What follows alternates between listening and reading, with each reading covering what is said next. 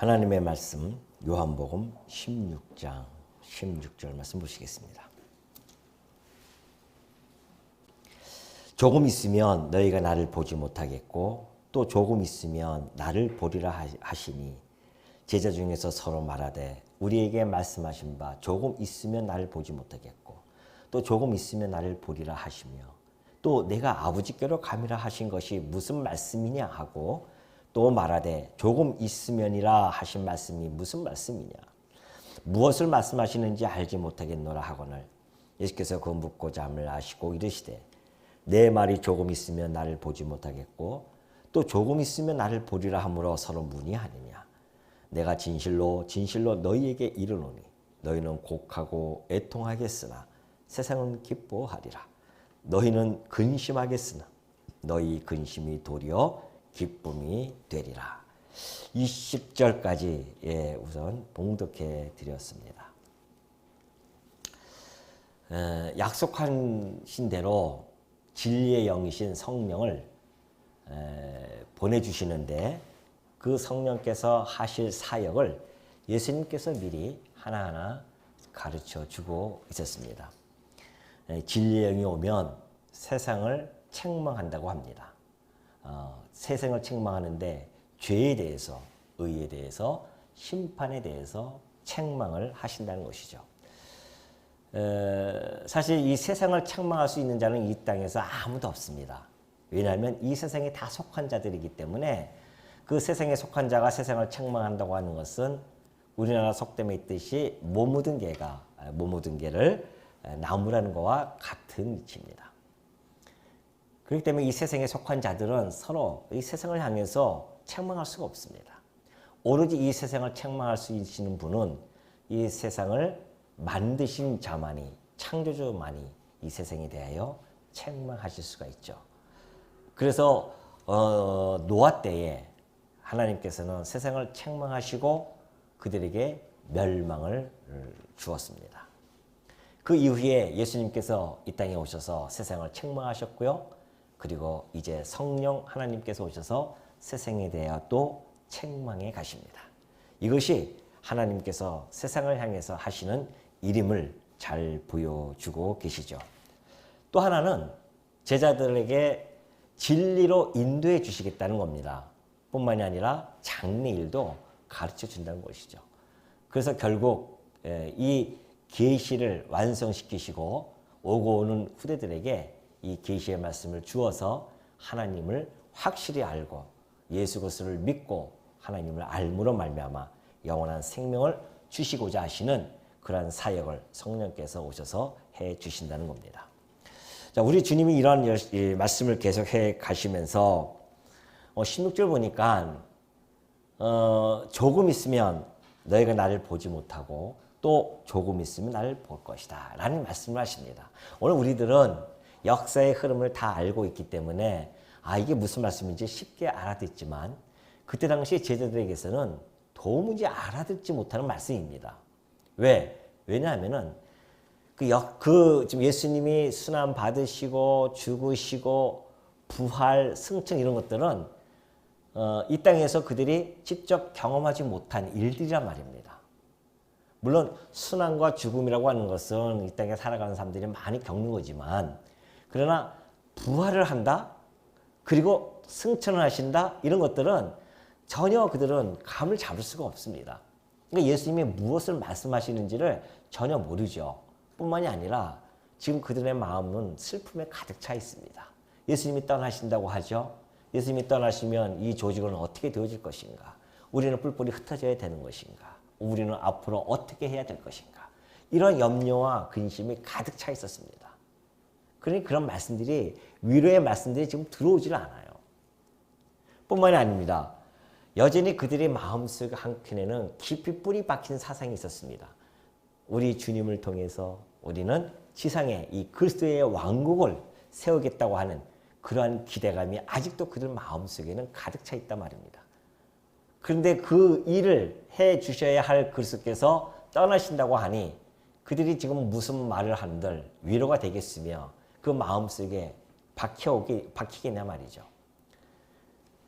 그러니까 그들도 지금 예수님이 하시는 말씀을 도저히 알 수가 없어서 그런 이야기를 하는 겁니다. 도대체 조금 있으면은 조금 있으면은 것이 도대체 무슨 말씀이냐 그러면서 고민을 하고 있는 모습을 우리 주님이 보시고 하시는 말씀입니다. 예수께서 그 묻고자 하시면 19절이죠. 아셔요. 다 알고 나서 그 말씀을 해주고 계십니다. 내 말이 조금 있으면 나를 보지 못하겠고 또 조금 있으면 나를 보리라므로 서로 너희가 문의 하느냐. 서로 너희가 몰라서 지금 서로가 의문을 갖고 있느냐는 것이죠. 그러면서 거기에 대한 해답을 해주시죠. 이것도 역시 아리송합니다. 내가 진실로 진실로 너희에게 이르노니 너희는 곡하고 애통하겠으나 세상은 기뻐하리라. 너희는 근심하겠으나 너희 기쁨이 도리어 너희 근심이 도리어 기쁨이 되리라. 그런 말씀하십니다. 이제 좀 있으면은 내가 안 보일 텐데 그때는 세상이 너무너무 기뻐한다는 거죠. 그리고 너희는 곡하고 애통할 것이다. 우리는 충분히 알 수 있잖아요. 아, 우리 주님이 이제 순환을 받으시고 십자가에서 죽으실 때에 세상은 얼마나 기뻐하겠습니까? 환호를 지른단 말입니다. 그러나 그를 따랐던 제자들은 애곡하고 통곡을 하고 슬퍼하고 근심에 가득 쌓여 있을 것이죠. 그걸 우리 주님이 미리 그들에게 이야기를 해주고 있는 것입니다. 그러면서 그러나 너희 기쁨이 도리어 너희 근심이 도리어 기쁨이 되어질 것이다. 그러면서 하실 말씀이 여자가 해산하게 되면 그때가 이렇으므로 근심하나 아기를 낳으면 세상의 사람 난 기쁨으로 말미암아 그 고통을 다시 기억하지 아니할 것이다. 그런 얘기하시죠. 이 말씀은요. 예수님이 사실은 이 구약적 배경을 가지고 이 비유를 들어주고 있습니다. 우리 예레미야 4장 31절을 보면요. 이런 말씀이 있습니다. 내가 소리를 들은즉 여인의 해산하는 소리 같고 초산하는 자의 고통하는 소리 같으니 이는 시온의 딸의 소리라. 그가 헐떡이며 그의 손을 펴고 이르기를 내게 화가 있도다. 죽이는 자로 말미암아 나의 심령이 피곤하도다 하는도다. 예레미야 선지자가 하셨던 이 말씀은 유다가 예루살렘이 멸망당할 때에 그들이 받을 그 고통을 해산하는 그것도 초산입니다. 초산의 고통이 얼마나 큽니까? 그 고통에 빗대어서 지금 말씀해 주고 있는 거죠. 예루살렘이 예루살렘 성전이 멸망할 때에 그들의 반응입니다. 얼마나 그들이 애곡하고 애통하겠냐 말이죠. 그걸 지금 해산하는 여인의 비유를 들어서 예레미야가 얘기했는데 예수님이 지금 이 말씀을 가지고 설명해 주고 있는 거죠. 왜 그러냐면은 예수님은 언약 자손이죠. 그러니까 언약 자손의 역사라고 하는 것은 이 장차 하나님의 언약 자손이 오셔서 이루실 그러한 사역에 대한 예표적인 역사였었습니다. 그래서 예루살렘이 멸망한다고 하는 것은 곧 그리스도께서 죽으심에 대한 예표였었고요. 그리고 그들이 갔다가 다시 와서 예루살렘 성전을 짓습니다. 그것은 곧 그리스도의 부활의 사건을 예표해 준단 말입니다. 그러니 그들이 성전이 무너질 때에 얼마나 애곡하고 슬퍼했습니까? 그러나 70년 만에 다시 돌아와서 성전을 지을 때는 너무나 기뻐가지고서는 기쁨의 눈물을 흘렸습니다. 성전이 무너질 때는 슬픔의 눈물을 흘렸지만 그러나 성전을 다시 질 때는 기쁨의 눈물을 흘렸었습니다. 그러니까 이 모든 사건들이 그리스도를 통하여서 이루어질 것에 대한 예표였다는 겁니다. 예수님이 그걸 아시고선 좀 이걸 사용한 거예요. 너희들이 내가 죽을 때에 애곡하고 슬퍼할 텐데 그것이 마치 여인이 해산하기 전에 근심하며 고통을 느끼는 것과 같을 것이다. 그러나 아기가 해산하게 되어졌어요. 아기를 낳았단 말입니다. 그럼 여러분 우리 남자들은 잘 이해 못하지만 여성분들은 충분히 이해할 수 있잖아요. 아기를 낳으면 그 아팠던 고통이 언제 그랬듯이 완전히 없어집니다. 그 아이의 빵긋 웃는 모습을 바라보면서 기쁨이 너무너무 넘쳐나는 거죠. 얼마나 행복한 얼굴인지 모릅니다. 그것처럼 우리 주님이 부활하시면은 그때 제자들이 그때서야 비로소 기뻐할 것을 이야기해 주고 있죠.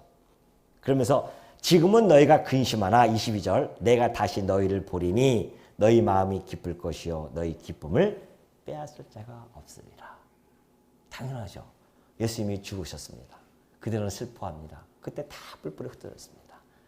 근데 3일 만에 부활하셔서 그들 앞에 나타나십니다. 얼마나 기뻐하겠습니까? 그러나 이 기쁨은 부활의 기쁨도 있지만은 성령 강림을 통해서 이루어지는 기쁨도 그 안에는 포함되어 있습니다. 성령 강림이라고 하는 것은 예수님이 당신의 진리의 영을 통하여서 그들과 함께 하시겠다는 약속이 있었습니다.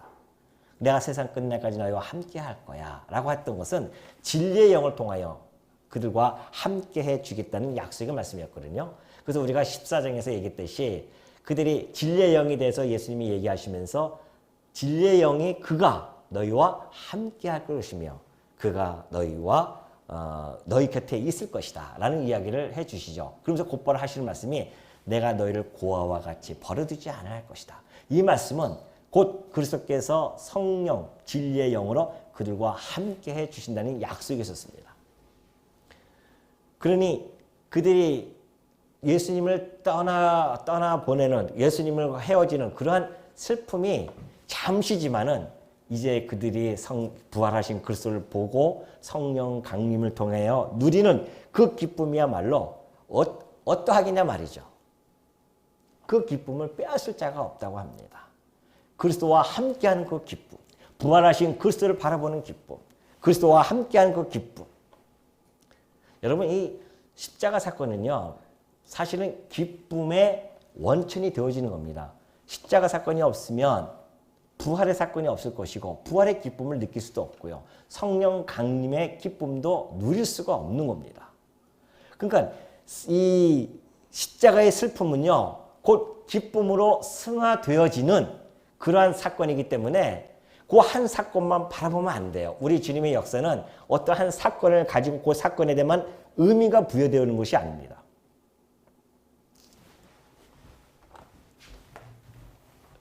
자, 예수님의 죽으시면 슬픔이죠.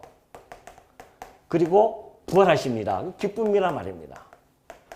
성령께서 오셔요. 또 예수님의 승천이 있죠. 승천하시면 또 헤어지잖아요. 근데 성령 강림을 통하여 그들과 함께합니다. 그리고 최종적으로 예수님의 재림이 있어요. 예수님의 이 삶 속에서의 역사는 이 십자가 사건 하나로 따로 떼어져서 설명되어지고 의미가 부여되는 것이 아닙니다. 부활의 사건 하나를 딱 띄어서 의미가 부여되어지는 것도 아니에요. 이 모든 것들은 한 세트로 의미가 부여되어집니다. 그래서 슬픔이라고 하는 것은 기쁨을 위한 과정일 뿐이었습니다. 그러니까 이 기쁨을 누릴 수 있는 것이죠.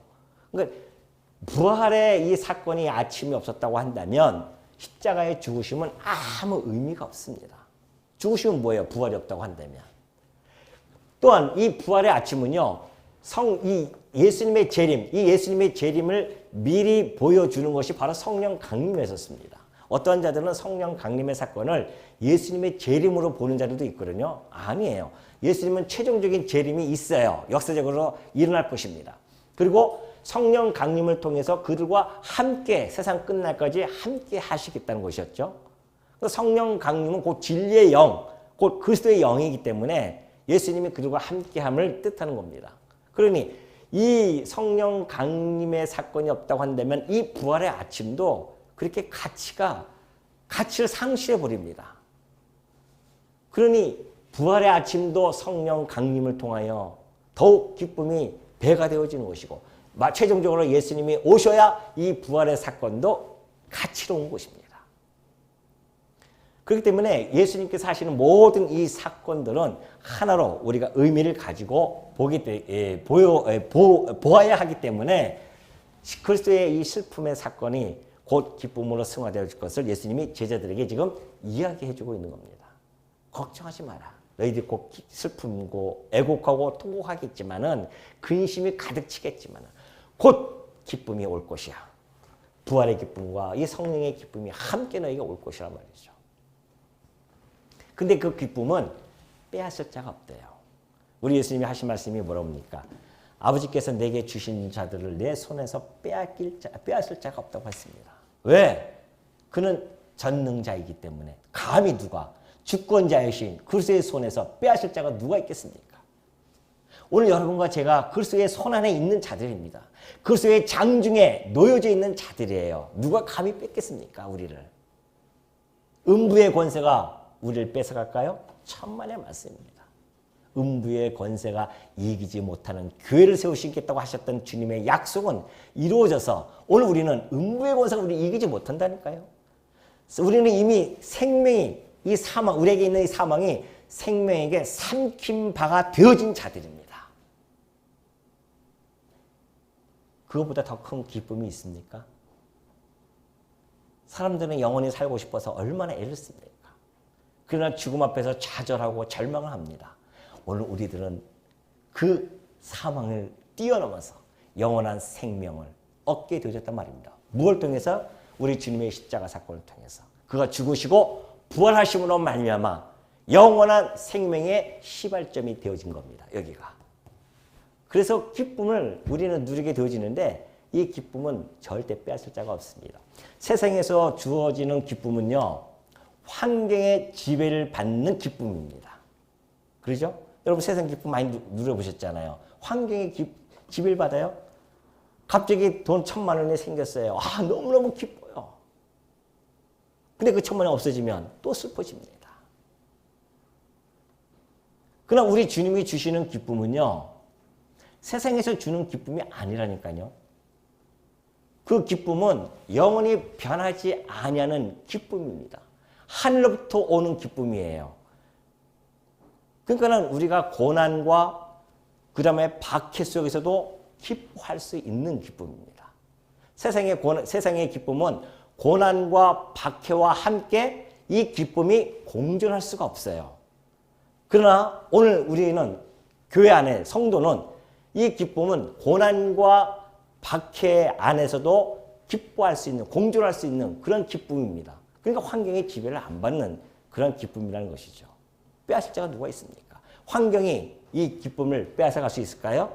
없습니다. 왜? 이 기쁨을 여러분들 심장에 하나님께서 확 박아놓으셨어요. 심장에다가. 여러분 심장 어떻게 합니까? 매일매일 뜁니까? 안 뜁니까? 뛰니까 왔겠죠. 여기까지. 심장이 뛰어요. 쿵쿵 뛸 때마다 기쁨이 어떻게 해요? 샘솟듯이 팍팍 샘솟는 겁니다. 감사가 우리 막 심장에 박혀 있다니까요. 감사와 기쁨이 우리 성도의 심장에 박혀 있어요. 그래서 우리는 심장이 뛸 때마다 범사에 어떻게 해요? 감사할 수가 있는 것이고, 심장이 뛸 때마다 항상 어떻게 해요? 기뻐할 수가 있는 것입니다. 이것이 범사와 감사하고 항상 기뻐하라는 말씀이에요. 성도에게는 그것이 있어요. 우리 주님이 주신 거란 말입니다. 그러니 이 말씀이, 우리 예수님께서 하셨던 이 말씀이 누가복음 24장 51절에 보니까요, 어떻게 성취되어지냐 한번 볼까요? 축복하실 때에 그들을 떠나 하늘로 올려주십니다. 승천하셔요. 그러니까 그들이 그에게 경배하고 큰 기쁨으로 예루살렘에 돌아가 늘 성전에서 하나님을 찬송하니라. 이것이 성취적인 사건입니다. 예수님이 지금 하셨던 이 말씀, 너희가 곧 나를 볼 것인데 너희 마음이 기쁠 것이야. 너희 기쁨을 뺏을 자가 없을 것이다. 근데 정말 그들이 예수님의 승천을 바라보면서 그 마음속에 얼마나 큰 기쁨이 있는지 예루살렘에 돌아가서 성전에서 날마다 하나님을 찬송하는 그런 모습을 보여주고 있습니다. 그들은 날마다 집에서 떡을 떼며 항상 기뻐하면서 순전한 마음으로 음식을 먹고 나눴습니다. 그것뿐입니까?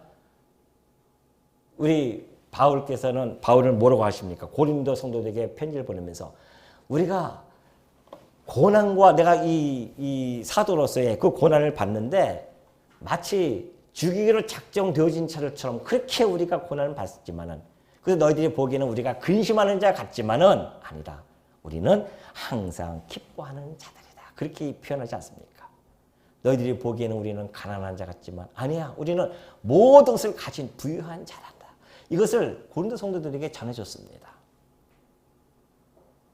그리스도와 함께하는 자들은 근심하는 자 같아요. 어떻게 보면 힘들고 어려운 자 같습니다. 복음 때문에 고난을 받고, 이 복음 때문에 핍박을 받고, 뭐 이런 모습들을 보면은 좀 안 됐다, 근심하는 자 같죠? 천만의 말씀입니다. 기독교는 밟히면 밟힐수록 더욱 싹이 강하게 뛰쳐나옵니다. 그것이 기독교의 성질이에요. 기독교 2000년 교회사가 여러분 돌아보십시오. 얼마나 핍박과 고난 속에서 꽃피어왔는지. 가는 곳곳마다 꽃피는 곳이 바로 핏값으로 인하여 교회는 세워집니다. 그 가운데서도 기쁨이 항상 넘쳤기 때문에 이것이 바로 우리 그리스도의 복음의 능력이 나타나는 현상이 아닐 수 없죠. 복음의 능력으로 나타나는 현상이었다. 이 말씀이 지금 예수님께서 계속 해가고 있는 것이죠. 그 날에는 23절 그 날에는 너희가 아무것도 내게 묻지 아니하리라. 그래요. 그 날은 곧 예수님이 부활하시고 승천하시고 성령 강림 이런 거 다 일어나게 되어지면 묻지 않을 것이다. 너희들이.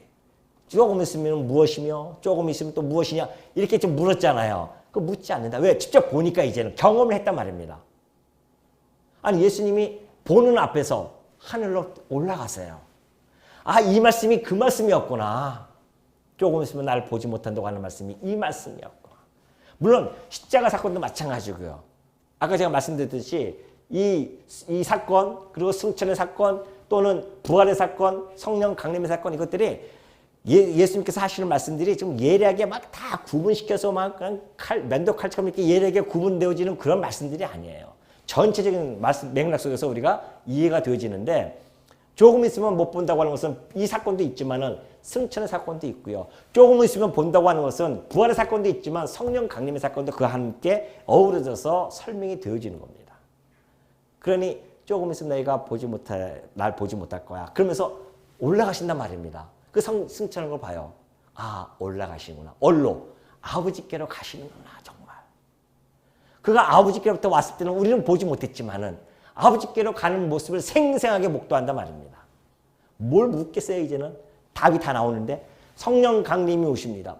진리의 영이 오셔가지고서는 진리의 영을 통하여서 제자들이 예수님이 하셨던 모든 말씀들이 이해가 되어지기 시작하고 깨달아지기 시작합니다. 그 말씀이 그 말씀이었구나. 저 말씀이 이 말씀이었구나.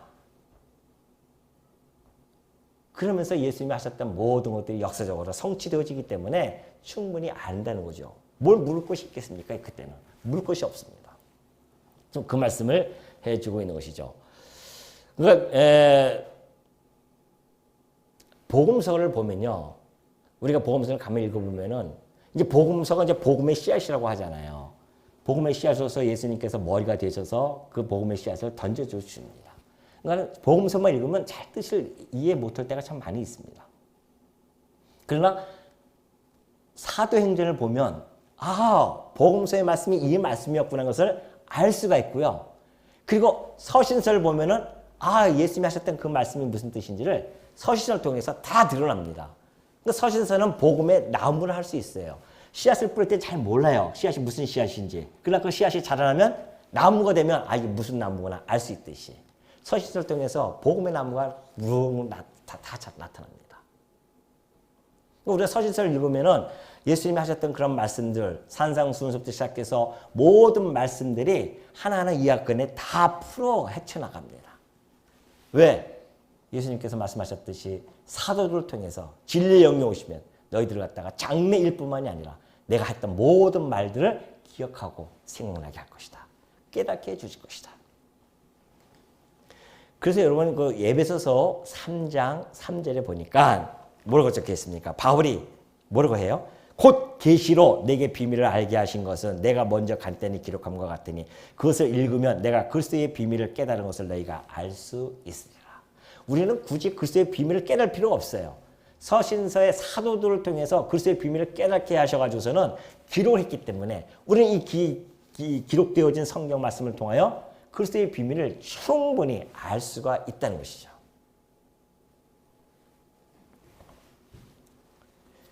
근데 지금 뭐 이단들은 자기네들만 깨닫는다고 하니까 이게 문제입니다. 자기들만 깨닫는 데 가지고서는 직접 계시를 받아서 한다고 하는 것이 그것이 이제 우리 정통 교회에서 벗어난 그런 모습들이죠.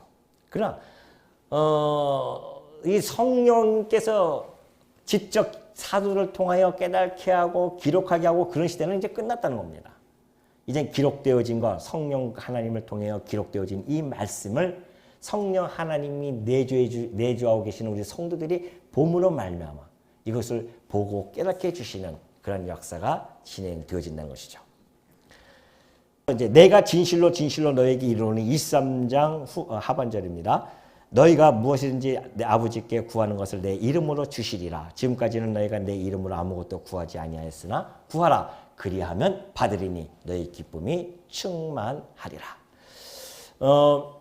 이제 성령 시대 때는 간구할 때에 성령 시대에 그들이 간구함으로 응답받는 것을 약속해주고 계속해서 해주고 계시는데 예수님이 함께 계셨을 때는요. 예수님이 다 구해주고 예수님이 다 해주셨잖아요. 그러니까 뭐 구할 필요가 없었습니다. 근데 예수님이 이제 부활 승천하고 가시면 그들만 남는단 말입니다. 그러니까 그들이 구하는데 아버지께 직접 구하게 되어집니다. 그러나 그 구하는 용도는 그의 이름, 예수 그리스도의 그 공로에 힘입어서 그의 이름 또한 예수 그리스도께서 우리의 중보자가 되시기 때문에 그의 이름을 통하여서만이 구해야 된다는 것이죠. 구약시대 때는요. 오실 메시아를 바라보면서 구했습니다. 그러나 신약시대 때는 오신 메시아 곧 그리스도를 통하여서 구해야 된다는 것이죠. 예수님 이름으로 나타나는 실제적인 결과들이 있어요. 보면은 예수님의 제자들이 예수님의 친구가 되어져요. 그 친구가 되어짐으로 말미암아 그의 이름으로 핍박을 받습니다. 또 하나는 예수 그리스도와 연합되어진 자로서 그 이름으로 축복도 받습니다. 예수 그리스도의 이름에는 핍박과 축복이 함께 겸하여 있습니다. 오늘 우리가 예수 그리스도의 이름을 간직하고 살아가는 자들이죠. 우리에게는 항상 두 가지가 양립해 있습니다. 공고함과 형통함이 우리의 삶을 지배하듯이 바로 이 그리스도의 이름으로 우리는 핍박받기도 하고 고난받기도 하고 아까 우리 집사님 기도 중에 말씀하셨던 것처럼 외부로부터 조롱을 받기도 하고 손가락을 받기도 합니다. 그러나 그 이름으로 우리는 놀라운 축복도 받는다는 것을 우리가 알기 때문에 그것이 우리에게는 더 큰 위로가 되어질 수 있는 것이죠. 아버지께 구하는 것을 내 이름으로 주실 것이다. 그럽니다. 구하라. 그리하면 받으리니 너희 기쁨이 충만하리라. 예수님께서 성령께서 오시면요. 성령께서 오시면은 이제 제자들은요. 사실은 이 역사 속에서 이 아담 이후로부터 이 모든 역사 마지막 끝날 때까지 역사에 패러다임의 대전환점이 하나 있었습니다. 그것은 대전환점이에요. 뭐 이제 세상에서 이야기는 패러다임은 뭐 곳곳마다 있지만은 그러나 역사 속에서 단 한 번 있는 대전환의 패러다임은 바로 이 사건이었습니다. 예수님이에요. 예수님이 오기 이전의 사상과 예수님이 오신 이후의 역사로 나눠집니다. 그래서 주전, 주후로 바뀌잖아요. 새로운 패러다임이에요. 예수님이 오셔가지고서는. 그럼 이 시대에는 구약시대 때는 오실 메시아를 바라보면서 구했지만은 이 신약시대 때는 오신 메시아를 이름을 가지고 기도하는데 이 새로운 패러다임을 역사를 진행해 갈 그 중심에 누가 있냐면은 사도들입니다. 사도를 통하여 교회가 세워질 것이고 사도를 통하여 말씀이 완성되어질 것이고 사도를 통해서 교회가 세워져서 역사가 진행되어질 거란 말이죠. 그러니 성령께서 사도들을 사로잡지 않으면 안 됩니다. 완전히 장악해야 돼요. 그래서 사도들은 성령께 완전히 사로잡히고 장악되어진 자들이었습니다. 그래서 그들은 죽음 앞에서도 두려워하지 않고 그 일들을 해나갔습니다. 기록을 하고 그리고 그들을 전하기도 하고 그러면서 지금까지 흘러온 것이죠. 역사가. 그러니 성령 하나님께서 그 사도들을 통하여서 무엇을 구하여야 할지 또 어떠한 이름으로 구해야 할지를 충분히 알 수 있게 해주신단 말입니다. 사도들은 와서 기도할 때 사도행전 보십시오. 어떤 걸 구했는지 우리가 무엇을 구해야 하는지를 너무나 잘 보여주고 있습니다. 그러니 그 예수님의 이름으로 구하면 반드시 이루어지니 너희 기쁨이 충만한다는 겁니다. 오늘 우리 수요일날 우리 기도에 대해서 우리 상고하지 않습니까? 기도의 응답을 받는 것은 매우 성도들이 이 땅을 살아가면서 매우 중요한 요소입니다. 왜 그러냐면은 기도 응답이라고 하는 것은 아버지께 기도하는 거예요. 아버지께 기도해서 응답을 받는 것은 아버지와 내가 자녀로서의 관계가 확증되어지는 연속입니다. 그리고 계속 내가 아버지와 함께 유지되어지는구나. 지속적인 그런 아버지의 관계를 잃어버리지 아니하는 그러한 모습으로 나타나는 것이 기도의 응답입니다. 역사라고 하는 것은 하나님의 주권에 의해서 이루어져 갑니다. 그러나 성도들의 기도에 의해서 그 역사가 또 진행되어져 간다는 겁니다. 하나님께서 우리를 통하여 기도하게 하시고 그 기도를 통하여 응답해 주시고 응답이 이루어짐으로 말미암아 역사가 진행되어져 가는 겁니다. 그러니 여러분 우리가 하나님이 주신 그 언약의 말씀들을 잊어버리지 않고 기도한다는 건 얼마나 중요합니까? 기도의 응답, 여러분들 사시면서 기도의 응답 얼마나 많이 받으셨습니까? 저는 뒤돌아보면은 저의 삶이 기도 응답의 삶이었었어요. 우리 어머니 때부터 그런 모습을 보여줬지만 그렇게 아들들이 큰아들도 그렇고 저도 그렇고 교회를 떠나서 패매고 방황할 때 여전히 우리 어머님은 새벽마다 교회당 가셔서 무릎을 꿇고 기도를 하셨다는 거예요. 눈물을 흘리시면서. 근데 놀랍게도 그 기도의 응답이 그대로 이루어집니다. 그날들도 이제는 교회에서 그 찬양들을 하면서 그렇게 방황했던 자가 방황했던 사람이 그렇게 기도하면서 찬송을 하고 얼마나 잘 섬기는지 모릅니다. 교회를. 늘 눈물로 기도했던 그 기도가 들어서 지금 제가 이렇게 목회를 하고 있지 않습니까? 그걸 저는 너무나 잘 알고 있기 때문에 우리 자식들을 위해서 내가 얼마나 기도하는지 모릅니다. 안 믿는 자들을 위해서 기도도 하고요. 제 삶이 또 그래요. 제 삶도 뒤돌아보면은 기도 연속의 기도의 응답이에요. 제가 신학교를 다니면서 얼마나 신학교를 다니니까 공부할 시간도 없잖아요. 공부할 시간 좀 있었으면 좋겠다. 그래서 기도하면서 라면이라도 끓여 먹고 또 줘으니까 시간 좀 달라고 하나님께 기도했었습니다. 그 조그만 가게라도 하나 있었으면 좋겠습니다. 기도했더니만 진짜 가게를 하나 떡 주시는 거 아니겠어요? 그것도 저기 가락시장, 강남 가락시장 그쪽에 가게를 하나 딱 줬는데 다 쓰러져 갔던 가게였었습니다. 놀랍게도 우리가 그걸 시작하는데 그 동종업계에서는 탑을 달렸어요. 우리가. 동종업계에서는. 우리보다 훨씬 크고 멋있게 꾸며놨음에도 불구하고 우리는 아주 작은 데인데도 불구하고 하나님의 놀라운 역사가 그 안에 벌어지는데 그다가 또 제 기도 마음속에 아이고 이제 내가 신학교에 다니는데 가르치는 자로서 그 일을 하는 것이 더 중요하지 않겠는가. 기도하는 중에 있는데 갑자기 전화가 따로 와요. 전주에서. 전도사로 가보지 않겠냐고. 얼마나 놀라운 일이에요. 그래서 갔어요. 갔는데 이제 집을 팔고서 거기를 이제 팔고서 가야 될 거 아닙니까? 그 가게를. 근데 이미 그때는 그 하던 일이 사양 사업이야. PC방이 생겨가지고 막 사양하는 사양 업종이기 때문에 없어지는 업종이에요, 점점. 이걸 어떻게 파나 했더니만 내놓치자마자 곧바로 우리 그 가게의 단골 손님인데 자기가 맡겠다는 거예요, 그냥 와서. 그것도 기도 응답을 받았대요, 그분도. 참. 걱정스럽지만. 그래가지고서는 넘겨주고 왔어요. 근데 제가 한 몇 년 지나서 가다 보니까는 벌써 망해 있더라고요. 없어졌어요. 좀 외국으로 떠났다는데. 그 발걸음 한 걸음 한 걸음이 저만 그러겠습니까? 여러분은 안 그래요? 여러분의 삶의 이렇게 뒤안길을 보면은 얼마나 기도의 응답을 받고 살아가시나 말이죠. 그래서 기도 응답 안 받고 살아가는 사람처럼 바보가 어디 있습니까? 성도는 기도의 응답의 기쁨을 우리에게 주셨어요. 그래서 쉬지 말고 기도하라는 이유가 거기에 있습니다. 성도는 그 기쁨을 느껴야 됩니다.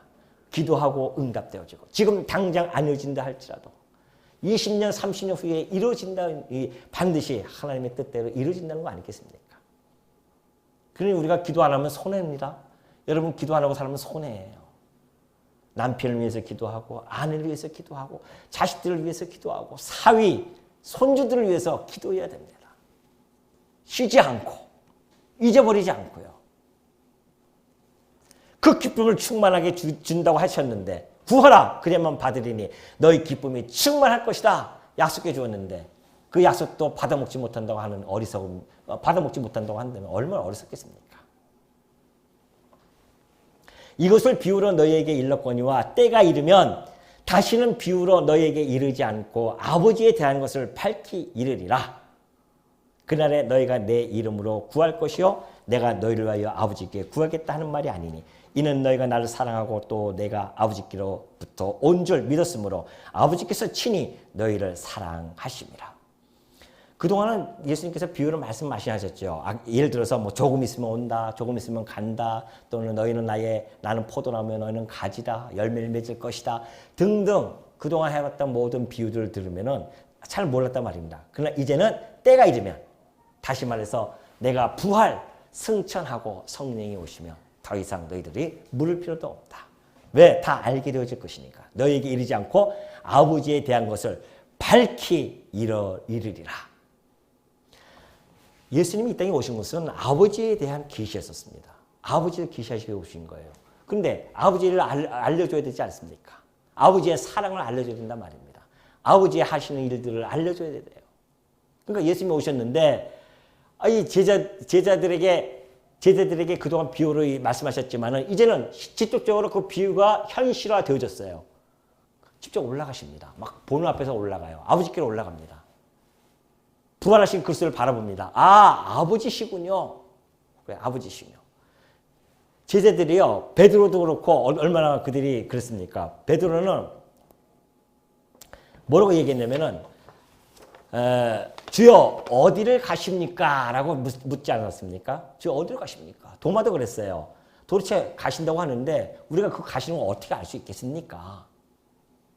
그런 이야기도 묻기도 하고 뿐만 아니라 어떤 사람들은 제자를 조금 있으면 무슨 뜻이냐 이런 묻기도 하고 이런 자들이었습니다. 그러나 이제는 직접 보니까 부활하신 그리스도를 바라보면서 아버지가 보였고 승천하시는 그리스도를 바라보면서 조금 있으면 올라가신다고 하는 것이 바로 이런 뜻이었구나 다 알게 되어져요. 아버지에 대해서 밝히 알게 되어질 것을 그들에게 보여주는 것이죠. 그러면서 하시는 말씀이 그날에 너희가 내 이름으로 26절을 구할 것이다. 이제는 내가 너희를 위하여 아버지께 구한다는 말이 아니다. 그러면서 너희가 나를 사랑하고 또 내가 아버지께로부터 온 줄 믿었으므로 아버지께서 친히 너희를 사랑한다고 하시는 것이죠. 자, 그럼 무슨 얘기냐면 기도 응답의 자격을 이야기해주고 있죠. 너희들이 기도 응답을 받을 자격이 있는데 그것은 바로 너희가 나를 사랑했다는 것이죠. 너희가 나를 사랑했고 또한 나를 믿었기 때문에 아버지께서도 친히 너를 사랑하신다. 그러니까 예수 그리스도의 말씀을 통하여서 예수가 하나님의 아들 그리스도심을 믿어요. 믿고 그 믿음으로 말미암아 하나님과 그 성도 간의 관계가 어떻게 해요? 화해가 되어집니다. 화해가 되어지면서 하나님의 자녀가 되어지는 거죠. 우리는 양자가 되어졌습니다. 그리스도의 영인 곧 성령을 통하여 양자의 영을 받고 우리는 아버지라 부를 수 있는 자리 된 거예요. 아버지라고 하는 것은 자녀는 아버지에게 기도할 수 있는 자격이 주어진 겁니다. 옆집 아이가 아무리 기도한들 되겠어요? 아니에요. 아들의 기도만 들어주시는 분이십니다. 그걸 지금 이야기해 주고 있는 것이죠. 그러면서 28절 내가 아버지에게서 나와 세상에 왔고 다시 세상을 떠나 아버지께로 가노라. 이제는 그 전부터 다 얘기했지만 다시 한번 그들에게 요약해서 이야기합니다. 이 28절의 말씀은요. 성경 전체를 아우를 수 있는 한 요절이 되어질 수도 있어요. 내가 아버지께부터 왔고 아버지께부터 간다. 그런 이야기죠. 그 이야기는 내가 비하의 신분으로 이 땅에 왔다가 승기의 신분으로 다시 올라간다는 것을 이야기해주고 있습니다. 이것이 바로 경건의 비밀입니다. 아버지께서 하나님이 육신의 몸을 입고 이 땅에 오신다. 성육신 하신다. 그리고 이 땅에서 죽으셨다가 아버지께로 다시 가신다. 이것이 경건의 비밀입니다. 우리 디모데전서 3장 16절을 보면요. 바울이 디모데에게 그 경건의 비밀에 대해서 잘 얘기해주고 있죠. 크도다 경건의 비밀이요 그렇지 않다 하느니 없도다. 그는 육신으로 나타난 바 되시고 영으로 의롭다 하심을 받으시고 천사들에게 보이시고 만국에서 전파되시고 세상에서 믿음 바 되시고 영광 가운데서 올려지셨느니라. 이것이 경건의 비밀이에요. 경건의 비밀을 예수님께서 역사 속에서 드러내주셨기 때문에 우리는 그 경건의 비밀을 이제 알게 되어졌습니다. 이 경건의 비밀은 아무나 하는 것이 아닙니다. 그 경건의 비밀을 보여주시는 성령 하나님을 통해서만이 이것을 우리는 알 수가 있고 믿어질 수가 있다는 것이죠. 그러니까 제자들이 말하되 지금은 밝히 말씀하시고 아무 비유로도 하지 아니하시니 우리가 지금에야 주께서 모든 것을 아시고 또 사람의 물음을 기다리시지 않는 줄 아나이다. 이로써 하나님께로부터 나오심을 우리가 믿사옵나이다. 그래요. 그러니까 이제서야 우리가 그러니까 이들이 지금 믿는 믿음은요 온전한 믿음도 아니에요. 그냥 비유로 말씀하시지 않고 이제 내가 이제 세상에 왔다가 다시 세상에 올라간다 이 얘기를 듣고서는 하는 이야기예요. 그러면서 또 사람의 물음을 기다리시지 않는 줄 압니다. 19절 보면 그러죠. 예수께서 그 묻고자 함을 아시고 이르시되 그러잖아요. 우리가 묻고자 함을 어떻게 아셨을까? 그걸 다 아는 걸 보니 정말 하나님께로부터 나오시면 우리가 믿습니다. 그렇게 이야기했어요. 그랬더니만 우리 예수님께서 하시는 말씀이 예수께서 대답하시되 이제는 너희가 믿느냐? 그 이야기는 확신을 갖느냐 뭐 이런 뜻이 아니라 다시 한번 그들에게 의문을 던지는 겁니다. 정말 믿느냐 너희들이? 왜? 보라 너희가 다 각각 제 곳으로 흩어지고 나를 혼자 둘 때가 오나니 벌써 왔도다. 너희가 나를 진짜 믿느냐 말이죠. 근데 아니야. 너희들은 나를 버리고 다 뿔뿔이 흩어질 거야. 그때가 벌써 왔다 이제. 유다가 벌써 오기 시작한 거예요. 그러니 주의 이 죽으심과 순환과 이 죽으심을 그들 앞에서 주의 순환과 죽으심이 그들 앞에서 딱 드러날 때에 그들이 행할 그 처참한 모습을 예수님께서 미리 말씀해 주고 계십니다. 그것도 스가랴 예언의 말씀을 가지고 설명해 주고 있는 것이죠. 스가랴에 보면 그런 말씀이 있습니다. 13절 7절에 보면 목자를 치면 양이 흩어질 것이다. 그 말씀대로 그 말씀을 인용해 주셔서 우리 주님이 하시는 말씀입니다. 너희가 각각 제 곳으로 흩어지고 나를 혼자 둘 때가 오나니 벌써 왔다. 제자들이 얼마나 낙심하겠습니까? 이제 우리가 하나님을 믿습니다. 이제 우리가 당신이 하나님께부터 온 자를 믿습니다 했더니만 곧바로 아니야. 너희들은 나를 다 버리고 떠날 자들이야. 실망과 절망과 낭망 속에 있는 제자들을 우리 주님은 또 한 번 위로해 주십니다. 그러나 염려하지 말라는 거죠. 그러나 내가 혼자 있는 것이 아니라 아버지께서 나와 함께 계시느니라. 걱정하지 말라는 겁니다. 아니야. 너희들은 다 떠나도 상관없다는 겁니다. 아버지께서 나와 함께 계셔. 내가 아버지로부터 철저하게 버림을 당하지만은 그와 동시에 아버지로부터 철저히 아버지께서 나와 함께하고 계실 거야. 떠나시면 철저히 버리심과 동시에 철저히 함께 하신다는 이 아이러니한 일들이 하나님이시니까 가능하신 일 아닙니까? 그 말씀을 역설적으로 이야기해 보면은 너희 제자들도 마찬가지예요. 이 사도들도 너희들이 나처럼 순환과 죽음을 당할 것이야. 그러나 너희들 혼자 내버려두지 않는다 결코. 성삼위일체이신 하나님께서 성부 하나님, 성자 하나님, 성령 하나님이 너희와 세상 끝날까지 함께할 것이야. 그걸 말씀해 주시는 거예요. 아버지께서 내가 이 가운데 나와 함께 있었듯이 너희들도 이 가운데 들어갈 것인데 그때 너희들도 함께 할 것이야 아버지가.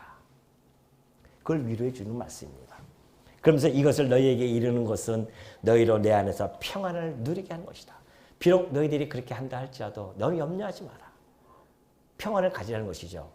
이 모든 일들이 하나님의 주권에 의해서 곧 예수 그리스도의 주권성에 의해서 이루어지는 역사니까 걱정하지 마라. 평안을 누려라. 세상에서는 너희가 환난을 당하나 담대하라. 내가 세상을 이기었노라. 바로 이 말씀이에요. 너희가 환난을 당할 것이야. 그러나 아버지께서 함께 하셔서 하듯이 너희들도 함께 할 것이니까 담대하라. 내가 이미 세상에서 이기었노라. 이기었노라는 시제가 과거 완료형이에요. 십자가 아직 돌아가시지도 않았는데 이미 승리했음을 선포하고 계십니다. 왜? 이 승리는 역사 과정 속에서 우연하게 일어나는 사건이 아니기 때문에 그래요. 이 승리의 사건은 이미 만세전에 창세전에 이 땅을 창조하기도 전에 하나님의 영원한 작정 속에서 승리가 이미 계획되어져 있기 때문에 우리 주님이 오셔서 그것을 선언한 겁니다. 환난을 당하나 담대하라. 왜? 내가 세상을 이겼기 때문에 그렇다. 성도들에게 주어지는 힘이 이거 아니고 더 무엇이 있겠습니까? 이 세상에 험난한 세상을 우리는 살아가는 성도들입니다. 우리 주님께서 이 세상에 당신의 백성들을 남겨두셨습니다. 온갖 어려움을 겪기도 하고 온갖 순환을 겪기도 하고 핍박을 당하기도 하고 때로는 조롱도 당하기도 하고 때로는 우리 스스로가 넘어지기도 하고 실족하기도 하고 뒤로 자빠지기도 하고 얼마나 많은 일들을 겪고 살아갑니까? 그럼에도 불구하고 우리 주님이 하시는 말씀입니다. 담대하라. 담대하라. 왜? 세상을 이겼기 때문에. 너희들에게는 최후 승리가 보장되어 있다. 최후 승리가 보장된 성도들은 이 땅에 살아가면서 어떠한 일이 닥친다 할지라도 그 소망을 가지고 견뎌내며 이겨나가는 것입니다. 그것이 성도의 모습이에요. 우리에게 그걸 주셨단 말입니다. 우리 시시하게 이 땅에 살아가면서 살아가는 존재들이 아니에요.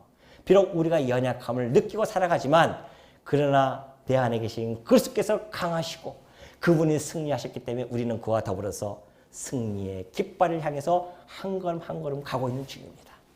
그렇다고 한다면 우리 성도님들이 이 땅에 살아가면서 쪼그라들 필요가 무엇이 있겠습니까? 무엇이 여러분의 마음을 쪼그라들고 있습니까? 무엇이 여러분을 위협하고 있습니까? 염려하지 마십시오. 그 어떠한 일이, 그 어떠한 상황이 우리를 쓰러뜨리고 넘어뜨리고 아주 끝내지는 못합니다. 왜? 우리는 그리스도의 군사요, 그의 백성이요, 그의 지체라는 것을 여러분 마음속에 꼭 간직하시고 세상을 향하여 승리의 깃발을 함께 나누는 주의 종들이 되어주시기를 당부드립니다.